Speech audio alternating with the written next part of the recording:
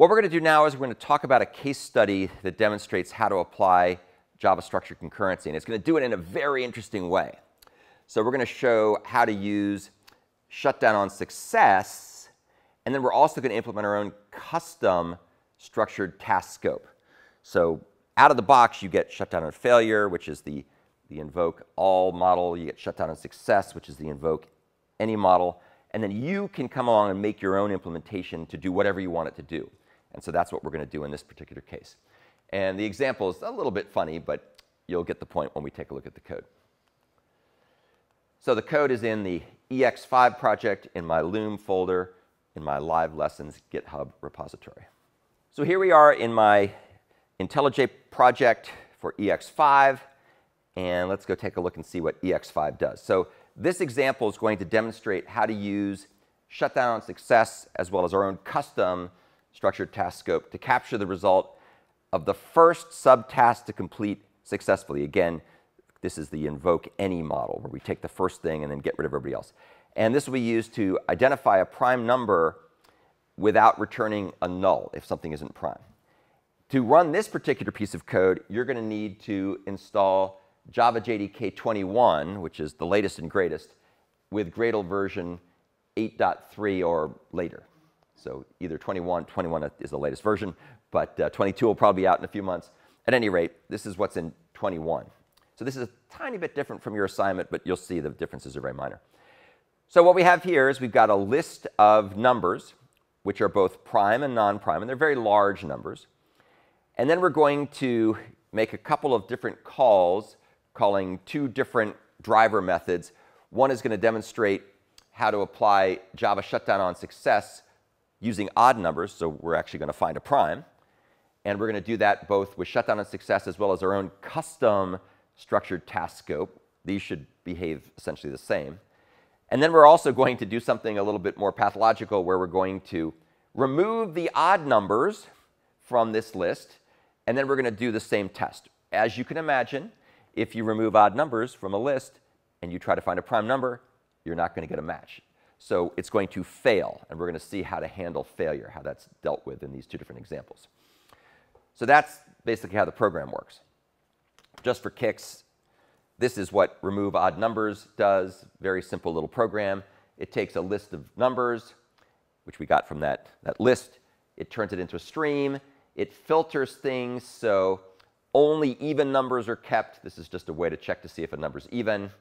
And then we convert the stream back into a list. Of course, there's other ways to do this, but that seemed like a very simple way to do it. All right, so let's take a look at how we can use ShutdownOnSuccess to do this. So what we're going to do is we're going to start out by creating a new structured task scope for ShutdownOnSuccess that returns a long, because we want to get this number that's prime.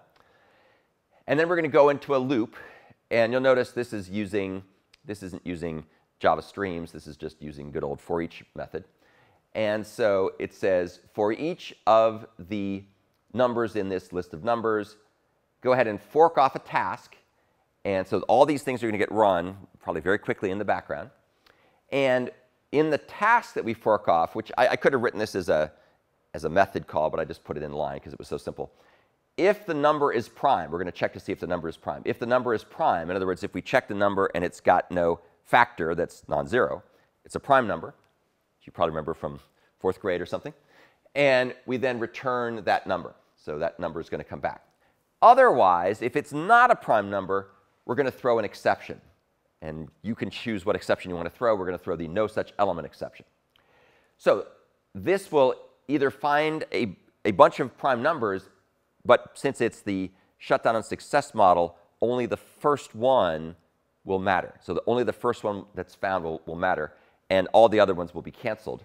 And then down here, when we get to this point, we will have either found one. So when we do the join call here, we either will have found one or an exception will have been thrown. And in this case, we're going to return the result if we found the value.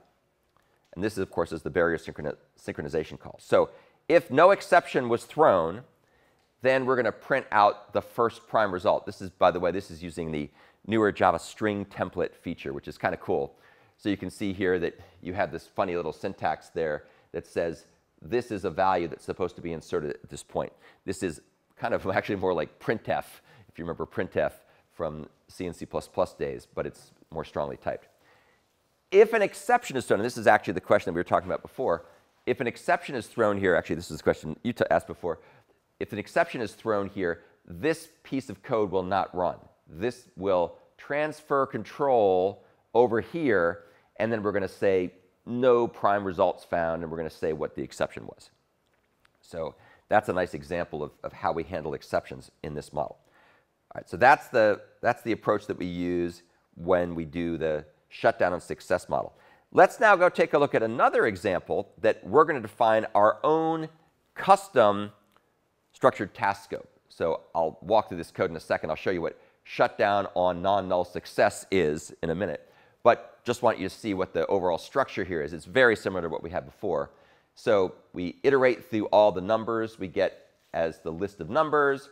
We create virtual threads for each of those numbers. We check to see if we're prime. If it's prime, we return the number. Otherwise, we return a null. We don't throw an exception. We return a null. And you'll see why that matters. Down here, once again, we're going to try to join. And if this time there's no exception thrown. However, if the result we get back is non-null, then we found something. Otherwise, if we get back a null, then we know that no prime results were found. So it's kind of like an exception, but we're checking for null rather than catching an exception.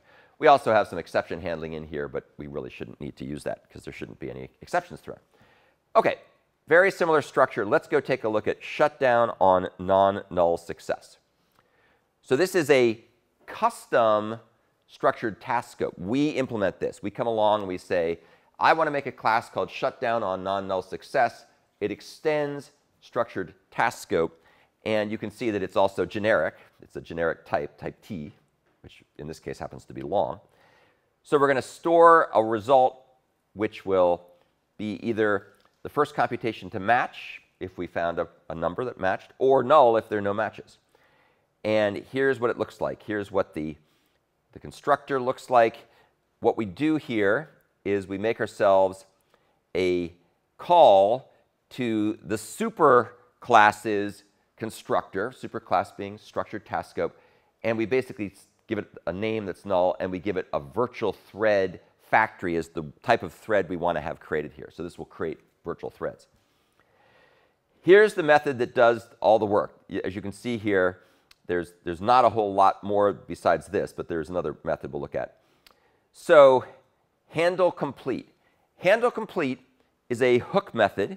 And what a hook method means is this is the method that's capable of being overridden.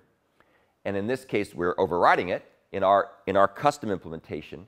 And you can see what it does is it's going to take a subtask. So every time the fork call finishes, it's going to call handle complete. And what we're going to do is we're going to see what's the state of that subtask. And if the state of the subtask is unavailable, that means that the task hasn't completed. That's actually a very weird thing. That's not supposed to happen. Otherwise, if the task succeeded, that means it was the first thing that finished, we're going to go ahead and get the result of the subtask. And I should change that because it's not the result of the future. Get the result of the subtask. And in this case, if the result is non-null, in other words, we actually found, in this case, a prime number, set the result field, the end result field, to the result, and call shutdown. And this is how it shuts down all the other virtual threads. When shutdown is called, that essentially poisons all the other threads. They all shut down without completing. And that's how we do the premature termination of everything else.